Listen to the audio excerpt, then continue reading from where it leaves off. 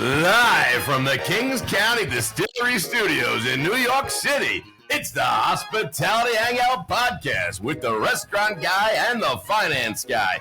We've got our whiskey on the rocks and we're ready because it's 5 o'clock somewhere, and we encourage you to share a pour with us at home. Jimmy, we got a great podcast. Take us away. I am blown away by the energy, the enthusiasm. We haven't been in the studio a while, Jimbo. Not in the studio a little while, and I know it's not 5 o'clock here, but I'm thinking that you might have been enjoying 5 o'clock somewhere because last couple nights, Jimmy, I got to tell you, we've been going hard. We've been entertaining a lot. But we appreciate our friends at Kings County making this studio happen for us and their support always. And by the way, as our friend D. Nick would say, the delicious juice, that is worth the squeeze. 100%. All right, let's jump into some action. I want to more formally welcome our listeners to the Hospitality Hangout, a hospitality-focused podcast where the founders at Branded Hospitality Ventures share their insights and bring technology and innovation leaders that are making things happen in the industry we love. My name is Jimmy Frischling, otherwise known as the finance guy, and I will send it back to my boy, Mr. Schatzberg, a.k.a. Shatsy, a.k.a. the restaurant guy. And thanks for that kind introduction. And for everybody listening, you called me Shatsy. That's it. Listen, Jimbo, I got to tell everybody really quick PSA, public service announcement. Is that right? What PSA stands for? PSA? I got to tell you, if you haven't subscribed to the podcast, please go on to your favorite podcast listening distribution channel. That's at Spotify. You can go to iTunes, you go to Amazon, Google. Everyone's got one. And don't just listen. Subscribe. Is Pandora part of the list or no? I think, Pandora. It's part of Sirius XM today. So you got. Is that the old No. I think it's Sirius XM. It's Google, Amazon, iTunes, iHeart, and Spotify seem like the big ones. And last thing, Jim, last PSA. Yeah. If you haven't gone to boom.store, check it out. You know why? Why? Because I got to tell you, if you're looking for a technology solution, you are in the hospitality space, boom.store has the best in class. It has them all listed there. Go check out boom.store. Jimmy, back to you. Boom. There you have it. Listen, we are very excited for today's episode. We're kicking off with strength as we return to the studio. We have our friend, Mr. Clinton Anderson, CEO of Fourth, HotSchedules. This is going to be a good and fun episode. I still don't know how we get these guests, Jimmy. I don't know what we're paying. I got to talk to our producer because clearly we are overpaying. Underpaying? Overpaying? We could triple. These kind of people, we got to triple the pay, and it's still not going to move the deal. It's unbelievable. Let you mathematics at home do that. But listen, we are going to bring Mr. Anderson into the fold, I promise. But before we do, I just want to remind our listeners, our podcast are released on Tuesdays. After that whole Taco Tuesday debacle among the Mexican restaurant companies settled their disputes, really has nothing to do with us because we call this Trivia Tuesday. Every week, we launch the podcast on a Tuesday, and we want to kick it off with Trivia Tuesday. The game we play is two truths and a lie. I prefer to say two truths and a not truth, but it is a lie. Not truth is a lie. Shatsy's been playing this game incredibly well. I'm the champ. You are, well, since it's only you and me, you are the champion. You're better than Jimmy. But I'm here, my 3 factoids, the way the game works. I'm going to share 3 facts about our friend Clinton. 2 of them are true. 1 is false. At the end of the episode, I'm going to ask Shatsy to predict which one was, in fact, the not truth. Here we go. Fact 1. Clinton has been chased by a grizzly bear. I can see that. Okay. Fact 2. Clinton was arrested for crossing the border from Canada to the U.S. smuggling marijuana. Well, I know he's from Canada, so I mean, the marijuana, I don't know. In fact 3. Okay. Clinton is fluent in Japanese and holds his meetings in Japan in the native tongue. So fact 1, chased by a grizzly bear. Fact 2, arrested for crossing the border from Canada into the U.S. for smuggling marijuana. Fact 3, Clinton, fluent in Japanese. There's no way he's fluent in Japanese, Jimmy. No one's fluent in Japanese. I don't even think the Japanese people are fluent in Japanese. You know what, Jesse? We're not going to make you guess now. Stick around to the end of the episode, and we will release the true truths and the less than truths. Okay, stick around. Clinton, thank you for your patience. Thank you for listening to our banter, our PSA announcements, our true truths and a lie. And now I get to say truly and sincerely, welcome to the podcast. Welcome to the Hangout. I'm going to allow you to give us, please, an introduction on yourself and, of course, on Fourth. Yeah, Jimmy Shatsy, thank you for having me today. It's fantastic to be here. Well, that's the third lie. Yeah, there you go. That's the third lie. Hey, look, on those 2 truths and a lie, right? I can't have your listeners thinking that I'm like a drug mule. Just to clarify the second story, Yes. I was in college. It was with my girlfriend and my two best friends. Road trip down in Montana.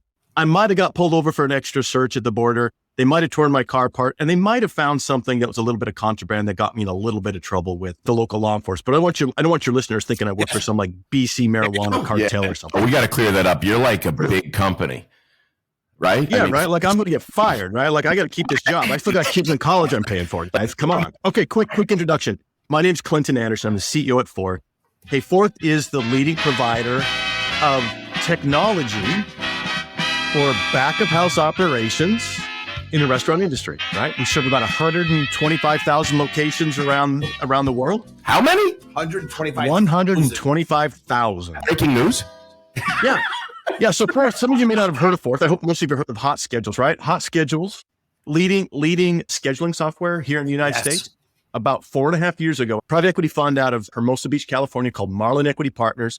They bought Forth, which is the leader in restaurant technology in the UK. They bought HotSchedules, leading scheduling provider, brought them together with the vision of creating an end-to-end solution for restaurants, right? Like technology, we know what makes a difference. Restaurants have a hard time adopting it sometimes. The goal was, let's put these two best-in-class providers together, create an end-to-end suite, and deliver value via technology for the restaurant industry. That's how I came into the job, right? 4 years ago, like 2 months before the pandemic, I joined, right? And it's been a wild, exciting, fun ride ever since. Before that, we're going. Wow, he's going deep. He's taking a deep dive. I like yeah. I thought I introduced the deep dive. Keep going, baby. I'll keep it brief, right? Before that, I used to work in hotel technology, right? Work for a company called Sabre. You guys don't know that company, but they do airline reservations like American Airlines. They do. Shatsy, you knew it, man. Yeah, American Airlines. Wasn't that all built on Sabre? That's right. Yeah, 50 billion trips scheduled a year. So last time we went on a hotel, that was that company. And then look back to the 20 years at Bain & Company doing strategy consulting, and life started as a farm boy in Western Canada, which ties back to some of the stories you heard at the top of the podcast. And I got to tell you, he's given us a lot of little Easter eggs of the truth and the dare. The truth and lie, sorry. We always crack me up. Clinton, I'll say the following. I know Shatsy wants to go deeper. I don't think HotSchedules, I hate the ESTs, the best, the smartest, the funniest, the prettiest. I will say that there was very few more loyal and enthusiastic and promoters of HotSchedules than Shatsy here. When other people tried to shove other scheduling solutions and try to bundle it, I'm going to give you this, but you got to let me do your scheduling. Shatsy's loyalty to HotSchedules was unbelievable for a long time. Oh my goodness! I mean, I think 18 years. 18 years, maybe. That's right. How long is HotSchedules around? HotSchedules has been around for 23 years, right? So you've been one of the 25 OGs. Years. I'm using 25 years. Before HotSchedules was even around, we were using it. That's how ahead of the curve. That's how ahead of the curve we are. That's bleeding edge. But in all sincerity, I'm going to get a little serious right now. We're going to take a deep dive, because we like to know how people Fraser Crane, really get into it. So you're in Canada. You're a farm boy. It's 1994. I'm taking you back. Guess those dates like you said. You know what? I don't want to be in Canada anymore. I want to go to Harvard. I want to go to Harvard because that's where I want to go, because that's where you get a great education, right? He goes to Harvard. You go to Harvard, and then you leave Harvard and you take the path like Jimmy. You go Bain Capital. Bain Capital, right? You want to be an investor. You want to be an investor, and you want to invest in stocks and bonds and things, and you want to buy low and you want to sell high. And then you take a turn. Your parents are very upset. You go to Sabre, a reservation, some sort of platform for airlines and hotels. You're like, what are you doing? I sent you to Harvard. I spent a fortune. How did you tell us? Take us from there. Bain, you're making a fortune. You're making money like forget about it. People are jealous. You're dating women. And all of a sudden you go to Sabre. Take it from there. For me, and look, I was doing on the consulting side of Bain, which is still exciting, fun, and you get paid a lot of money. But for me, the turning point was, look, at some point, I'm giving people advice on how to run businesses, but I got to see whether I can actually run a business, right? The cool thing about Bain, right, is you got to make lots of recommendations, but the bad thing was it was neither your success nor your failure. Yeah. And I think, look, all the cool things in life happen when you win or fail, when you own the outcomes, right? And so I wanted to get into operating a business. And so Sabre, for me, was a step to take on operating responsibility, right? To be able to lead a division, to kind of lead a team, to show that I could help and motivate a team and put the right strategy in place and get the operations working. And my goal all along was, could I at some point be the CEO of a technology company?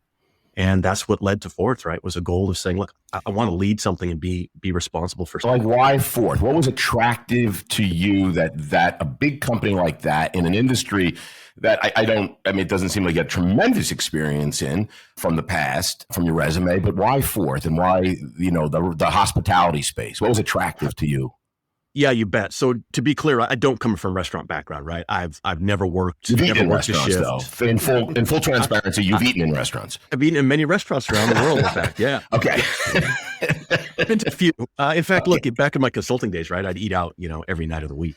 I just want our listeners to know he has eaten out in restaurants. I thought you were going to say that breaking news. Strong news, right? Yeah. Okay. I can see the difference between a restaurant and a hotel. That's for sure. Not a restaurant, right? Yeah. But for me, man, look, Shatsy, it was one of those things where I looked at the restaurant industry and I said, look, huge, complicated industry. Look, if people showed up at restaurants Monday through Friday, 9 to 5, and they all ordered the same thing, like life would be super easy. And somehow, I would agree. If they ordered the same thing Monday through Friday, yes, that would be awesome. And everyone was off on Saturday and Sunday. I think everybody would be happy. Lunch, right? They didn't show up at dinner. They came in equally throughout the day. Like that'd be Yes. easy. But some people like the harder life, like you, Shats. You said, Yeah. look, I don't want 9 to 5 Monday through Friday. I want the excitement of a Friday night, right? I want a cool experience on Saturday. Yep. I love the rush. I love the buzz. I love the adrenaline. And when I saw that, right, it's one of the hardest jobs in the world. I think being an operator in a restaurant, being a manager of restaurants, got to be one of the toughest jobs on planet Earth, bar none. Because people don't come in, right? Every day part's different. Every day's different, right? You've got more things to do in a day than you can ever handle. And every minute of every shift matters, right? Like that's the hard part of it. And so I looked at that and said, okay, these guys must be using a ton of technology, right? Because this is so hard, they're going to use technology to fix it. Well, if you look at the industry and say, where do they have a big need for technology, but where are they not adopting it? Like it's restaurants. So I looked at that and said, that must mean there's an opportunity if you get the right product in place with the right message and can deliver the right value. These guys are going to buy this stuff. And that's what got me excited, right? Was seeing a need that had been unmet. I think it's awesome. And again, I've cut my teeth in front of house decades ago in the industry. I left it. I had a Wall Street run, investment run. I love alternative asset classes, emerging markets. But to your point, I couldn't get over the size of this industry, not just in the States, on a global basis, even in the States with the second largest employer, only behind the government. And yet we are an analog. That's scary. Analog and antiquated industry. So you're right. The technology or the embracement is something that is only continuing to be more important. And the fact is, you guys have created a very operator-centric platform that is so critical and so valued. As I said, even on HotSchedules alone, I've been in many meetings with Shatsy. You can talk to him about a lot of new tech. Don't mess with his HotSchedules scheduler. But listen, I want to ask you, I'm going to kick off some unbreaking news. I'm going to let Shatsy take care of the breaking news. I'm going to do unbreaking news. Okay, I'm not the first to announce it, but it's the first time we're discussing it on the podcast here. So it's breaking news for us.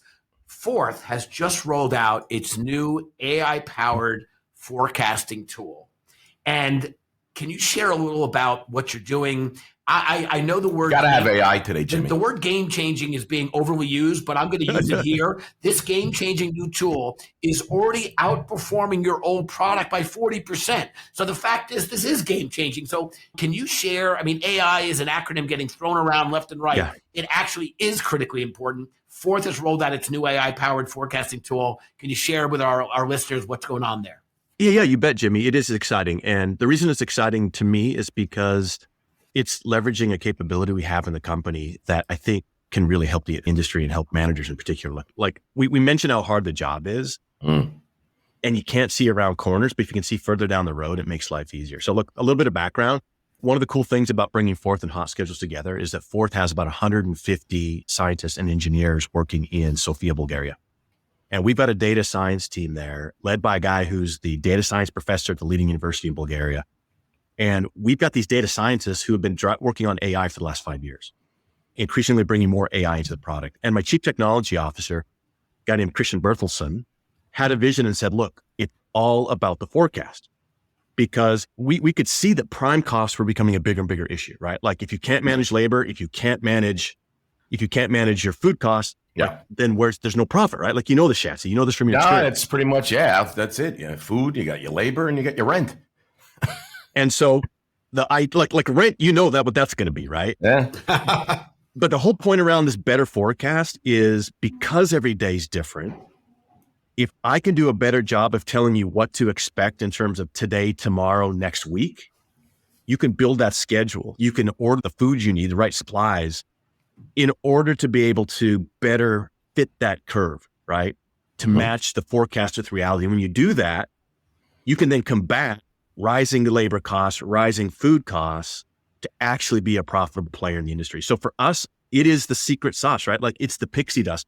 That forecast is what powers all of our other products because we use that to help back of house plan, organize, and execute their day. I just want to. I know I'm chatting too much now, but I want to. No, you're not, Jimbo. You can never talk Well, too thank much. you. I appreciate Your that. voice is like gold. I just want to. I want to add something to what Clinton said because to the non-operators out there, we do have plenty of non-operator listeners. First of all, I've written recently that you, in the sport of golf, you drive for show and you putt for dough.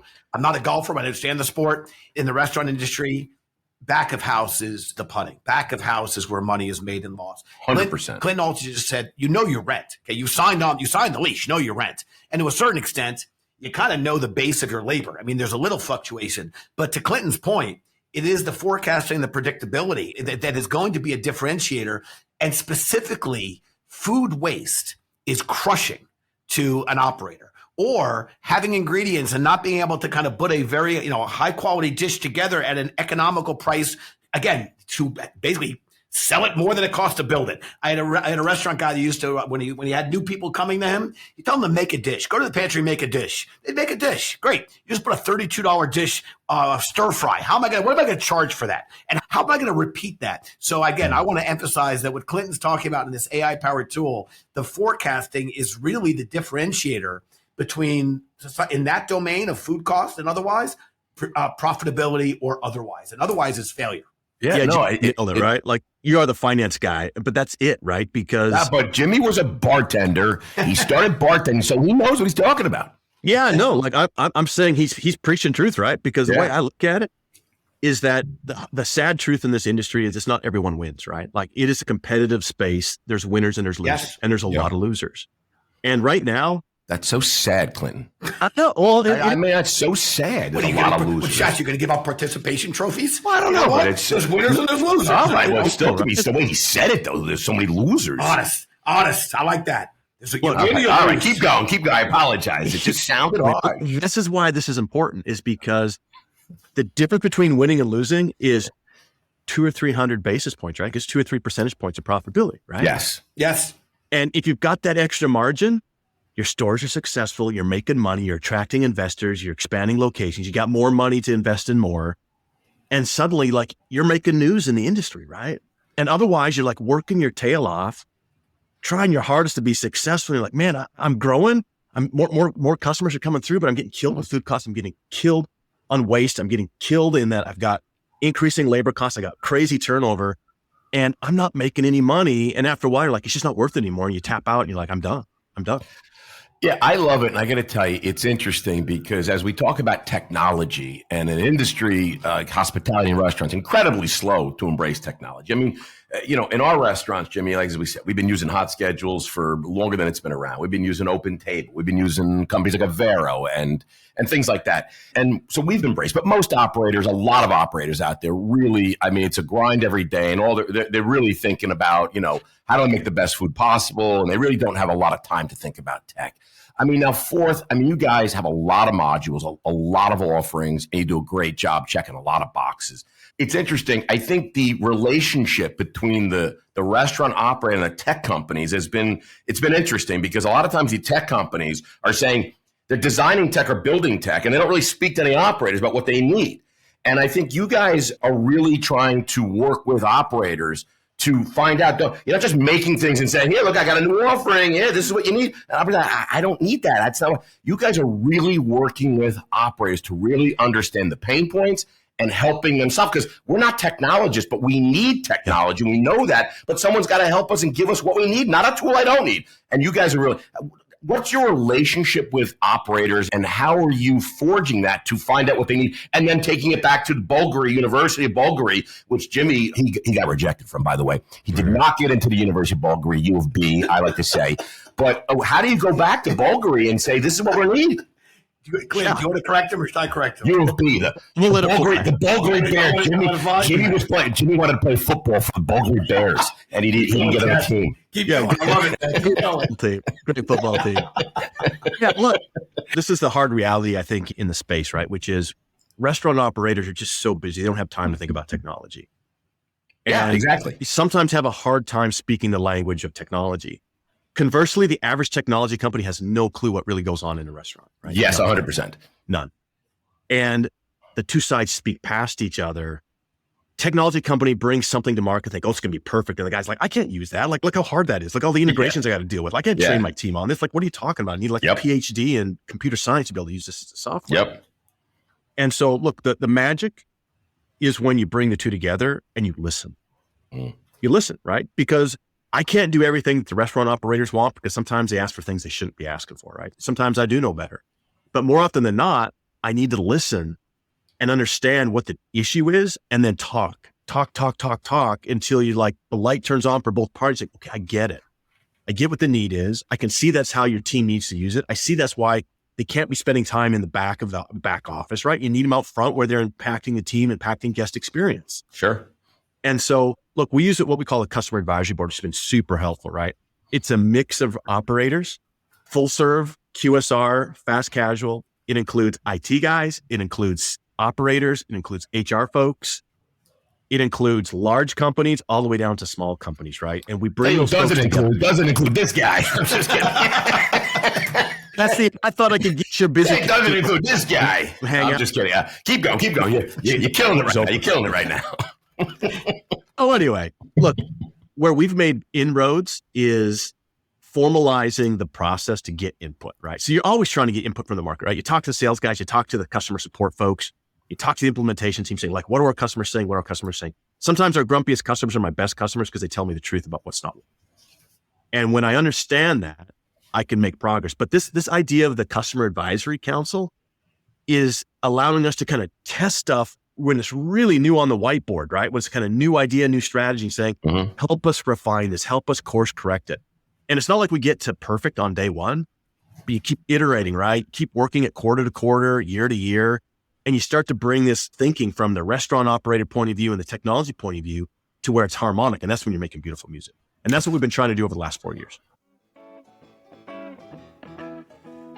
Touch Bistro is an all-in-one POS and restaurant management system. That's a all-in-one point-of-sale restaurant management system that makes running a restaurant easier, super easy, providing the most essential front of house and back of house and guest engagement solutions, all on one powerful platform. Touch Bistro helps restaurateurs streamline and simplify their operations, allowing them to spend less time manually connecting the dots and more time connecting with guests and growing their business. That's right, more time connecting with guests and growing their business. Built to meet the unique needs of the restaurant industry, Touch Bistro, it's fast, it's reliable, and it's easy to use. And it has all the features restaurateurs need to increase sales and deliver a great guest experience. And listen to this, it saves you both time and money. You want to learn more about Touch Bistro? You want to learn more?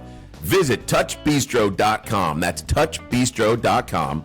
And you will learn everything you need about one of the greatest point-to-sale systems ever to come to the market.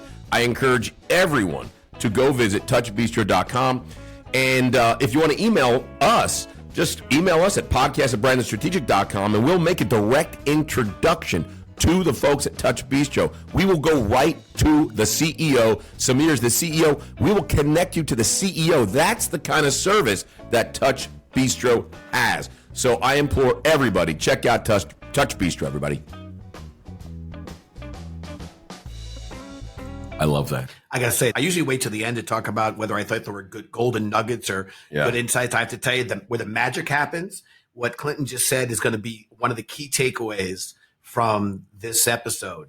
When the technologists and the operators actually connect, and I love that's what we've been preaching, man. That's when the magic happens. That was perfectly said. Not when some technologists like, this is what you need. I'm telling you. Yes, most operators they didn't go into the business to become data analysts and data scientists and technologists, but I have to tell you, with the right technology partners, with the right service providers who are thinking about, the needs and the wants, I love that line, and I'll give attribution when the magic happens.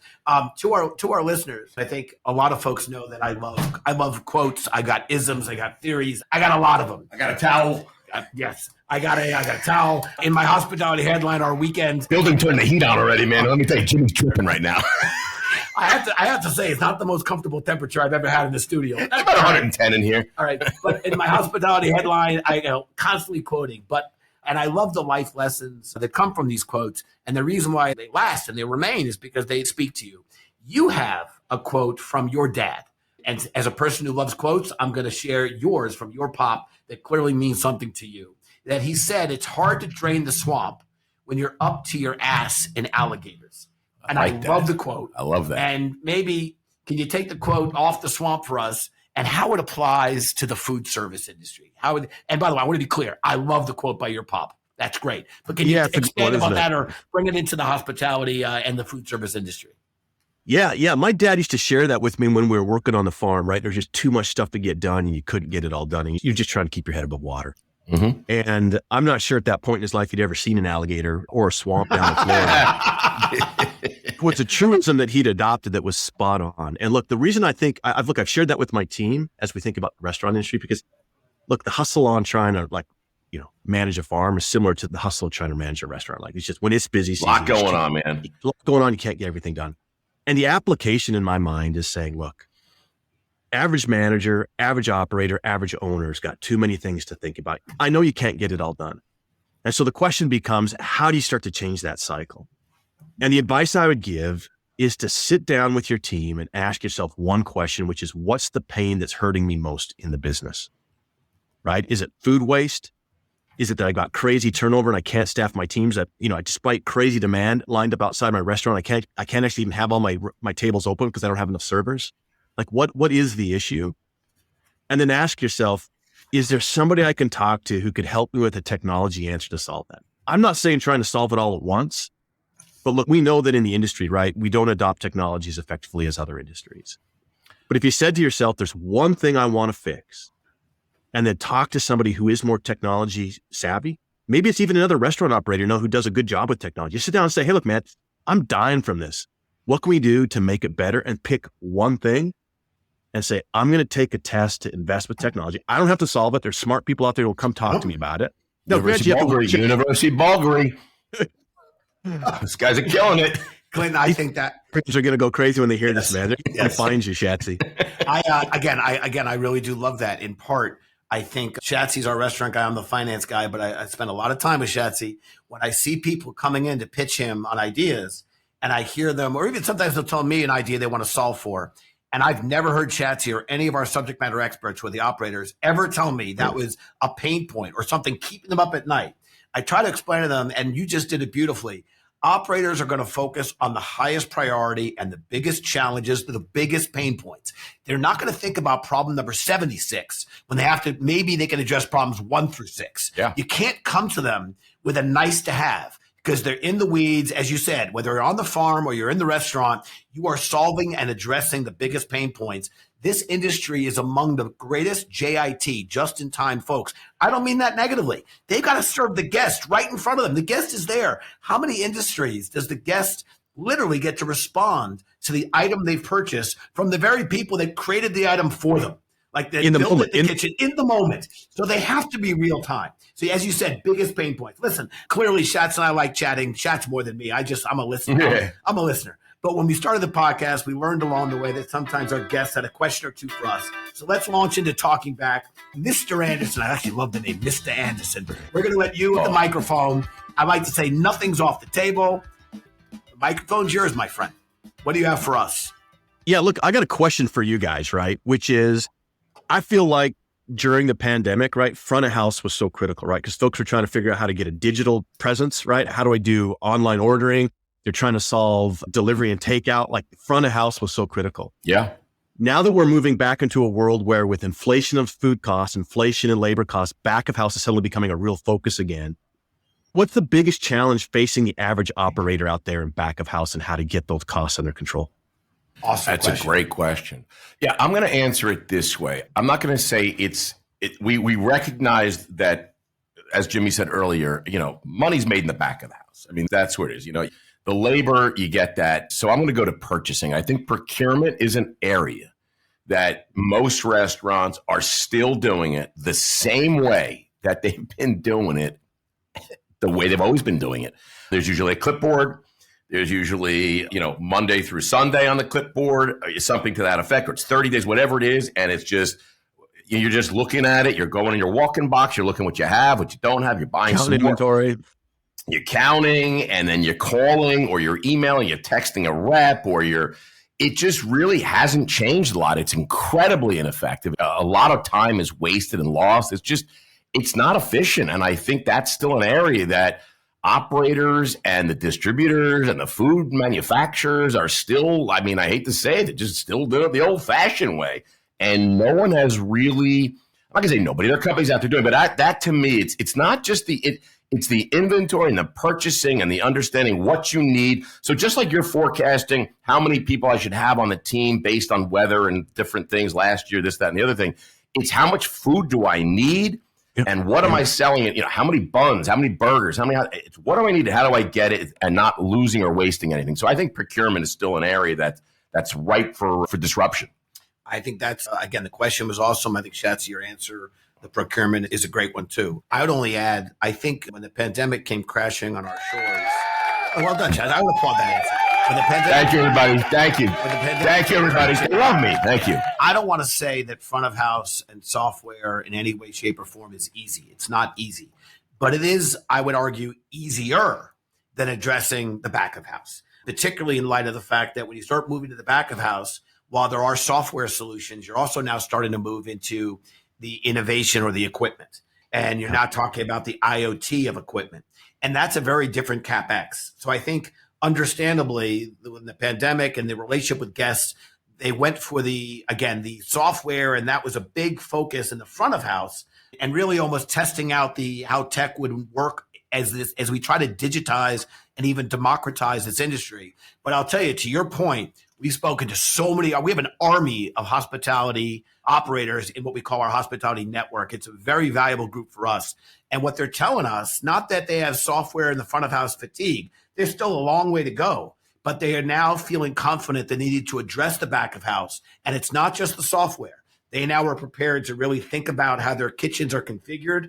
And with the explosion of QSRs and fast serve restaurants, they're thinking about the footprint that they need. How are they going to handle the increase in off-premise? How are they going to handle the way in which the workflow, to Shachi's point about procurement? But I think we're going to see a bigger spend in the back of house, both in software, including the connected kitchen and the innovative kind of kitchens, because people need to address that. And I think they're now prepared to. I think that's the next wave of change. But that's my thought. I got enough for Clinton. Okay, thank you. Great answer, Jimmy. Thank you, everybody. By the way, I gave Jimmy that answer. I gave Jimmy. Would say right now there's dead people cheering for me on that microphone. Yeah, no, Jimmy, that was great. The crowd, we had a live audience here. They love you. They love you. Listen. We're coming live from the Kings County studios, and I got to say, we're going to switch gears. Great question, by the way. We're going to switch gears. The Spice is Right. We're going right. Spice is Right. Okay, everyone knows the Price is Right. Clinton, you've watched it. Jimmy, I know you've watched it. You've been sick home from school one day. You watch this Price is Right. Here we go. So we're going to ask the price, and you can't go over the Price is Right. I'm going to ask you the price of one of Jimmy's favorite restaurants. Ooh. It's IHOP. The IHOP breakfast sampler. Love breakfast. Let's see how much we know. Clinton says he's been out to restaurants a lot. You're going to tell us what he gets? Yeah, I'm going to tell you. Jimmy goes out a lot for restaurants. Clinton said he loves eating out of restaurants. The IHOP breakfast sampler.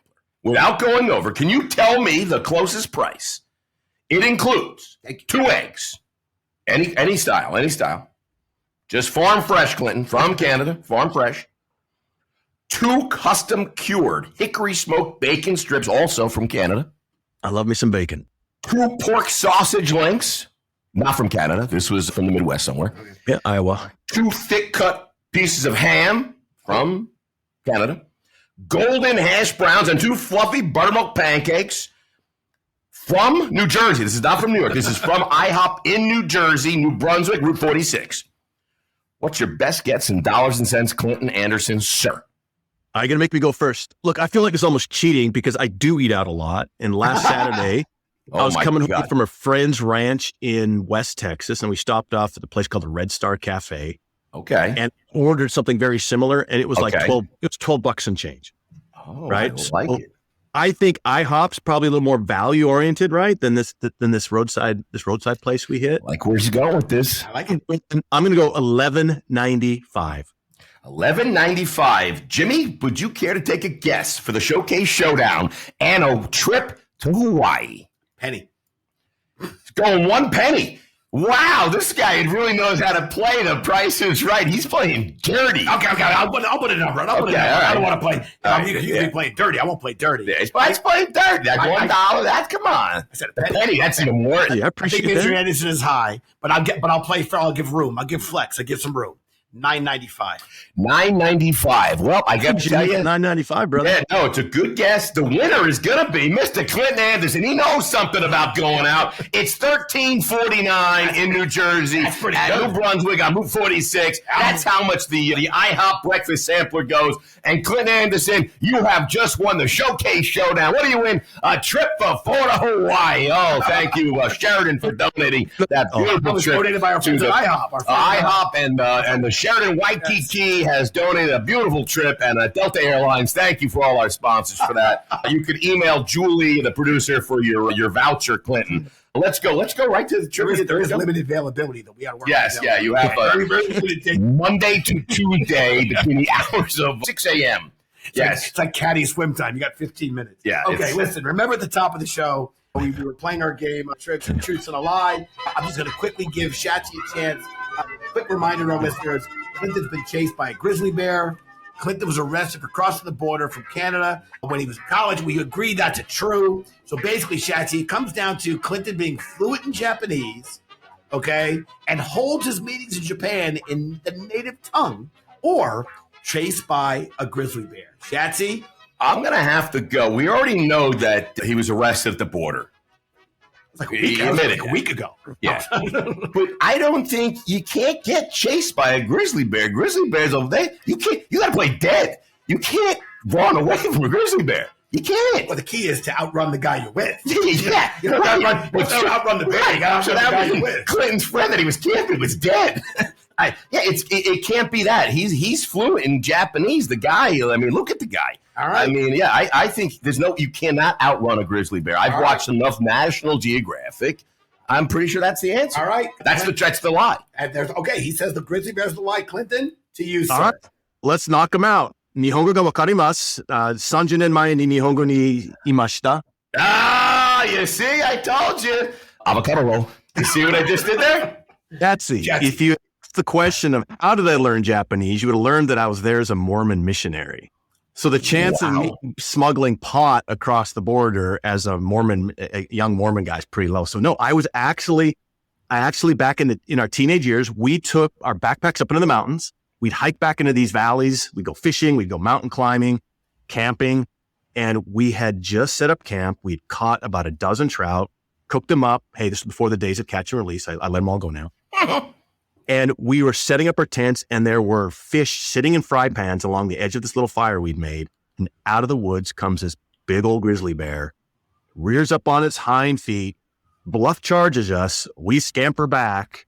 We yell at it, try and get it out of camp. It would not leave. We had to hike out in the dark across the cliffs. The next day, the Rangers went in with a helicopter and retrieved our gear, which had been shredded to ribbons. True story. So wait a second. Wow. But I think is this a first? We had 3 truths. Chased by a grizzly bear. Yeah. Fluent Japanese. I've never smoked pot, nor did I ever try and smuggle any. No, that was a lie. That was a lie. I think he gave a disclaimer that he wanted to make sure we knew that wasn't true. Okay. So I was wrong. You were wrong. I was wrong. I thought you said earlier that was true. That you were arrested on the border. you guys a little bit because what I did clarify is that I did get pulled over. They did search my car, but I wanted to know that I was not a drug mule. And by the way, lie, right? Like, so I'm lying to you guys, right? So like, that was your first assumption was I was telling you the truth when I'm actually telling you a lie. By the way, well played. Well played. That's it. That's a notch on your not good bat. Your not good belt. He got you on that one. Yeah, right? I got to tell you. I still say he can't. We don't know, but he wasn't really chased by a grizzly bear. You're now going to break it down. You don't think he was chased? They didn't say chased. They say chased. Shredded the campsite. That was after he left. Chased? I think. Anyway, great. I loved it. It was good. It was good stuff. Good stuff. All right, let's jump into it because Clinton's got to go do some stuff. He's got a lot of work to do. Let's go Brandon quick fire. All right, Clinton, I'm going to ask you 5 lightning round questions. Don't think too hard. Don't think too long. All right? First thing comes to your mind. Are you ready, sir? Yes, sir. Water skis or snow skis? Ooh, water skis. I'm a lake guy. Where are you getting dinner from tonight? I'm going to get some Texas barbecue. Nothing's better than Texas barbecue. That is the best barbecue in the world. I would have to. Grapevine, Texas. Yeah, I would agree with that. What's your favorite food city in the world? It would be Italy, northern Italy. Let's go with Florence, Italy. Winner. Yeah, you can't go wrong with Florence, I got to tell you. Where's your favorite place to travel?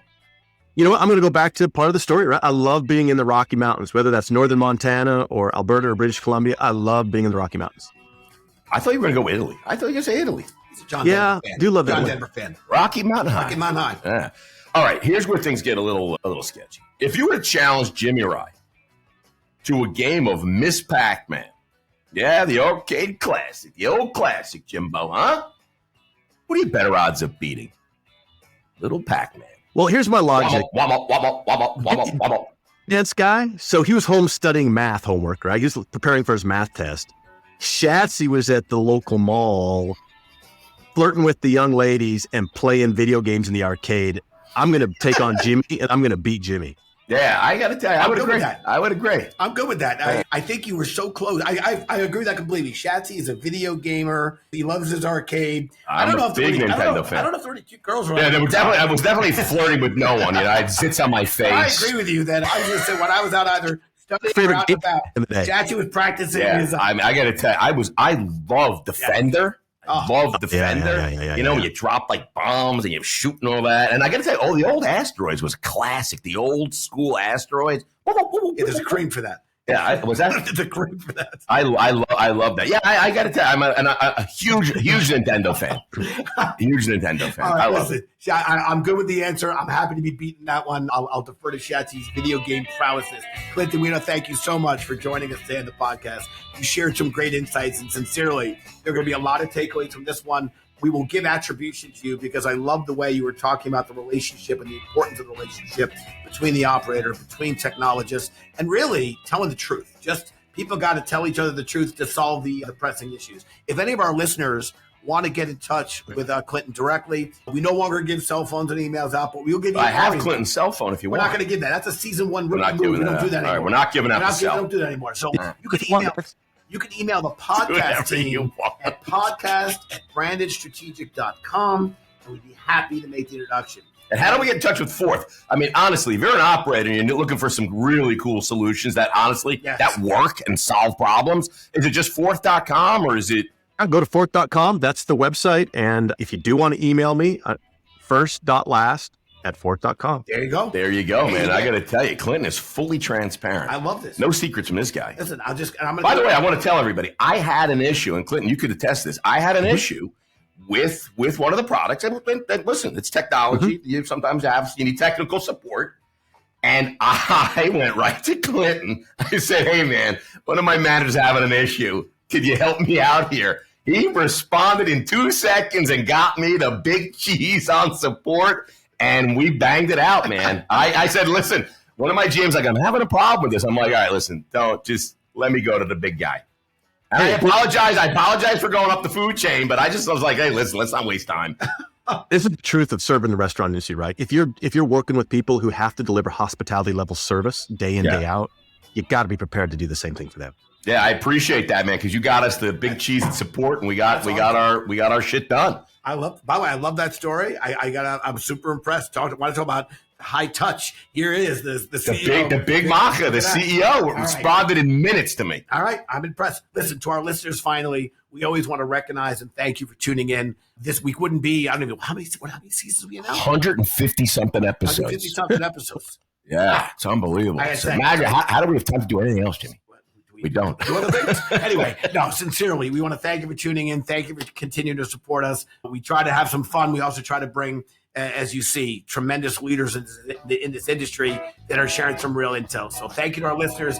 And again, thank you to Clinton. And other than that, I'm going to pass it back to my boy Shatsy to close this out. Hey, listen, thanks, everybody. Appreciate it. Again, if you haven't subscribed. But let me tell you, follow, listen. Go to Spotify, check it out, and follow us and subscribe. Last thing I want to tell everybody, honestly, Jimbo, if you haven't subscribed to the Hospitality Headlines, hospitalityheadline.com, it is a Saturday morning delight.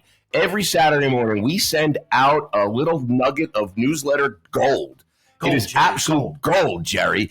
It'll take you 4.5 to 5 hours to read the newsletter. However, you can go through and scroll what you like and what you don't like. All kidding aside, it is absolutely fantastic. Jimmy writes every Saturday a really beautiful piece touching on industry highlights, and then a whole bunch of our team adds a lot of color. It's great. Hospitalityheadline.com. I encourage everyone, if you want a really great read while having coffee or what have you, just check it out. Clinton, I know you're already a subscriber. Tell all your friends about it. Yeah, cheers, everybody. Cheers, guys. Thank you so much. Thanks for having me. Hello, everybody. I've got to talk to you about something really important. It's about point-of-sale systems. Touch Bistro is an all-in-one point-of-sale restaurant management system. That is point of sale. That's POS, everybody. Touch Bistro is an all-in-one point-of-sale restaurant management system that makes running your restaurant easier, better, simpler. If it's better, it's simpler, it's easier, you're making more money, you're having a good time. Touch Bistro is providing the most essential front of house, back of house, and guest engagement solutions. All, listen to this, everybody, all on one super duper powerful platform. Touch Bistro helps restaurateurs streamline and simplify their operations. It's allowing them to spend less time, allowing you, the restaurant operator, spend less time manually connecting the dots and more time connecting with guests and growing your business and selling more food and making everybody happy so they come back more and more and more. Hey, you know what Touch Bistro is? It's built for the unique needs of the restaurant industry. Touch Bistro, it's fast, it's reliable, and it's easy to use, and it has all the features that every restaurant operator needs to increase sales, deliver the best guest experience that you can find, and it'll save you both time and money.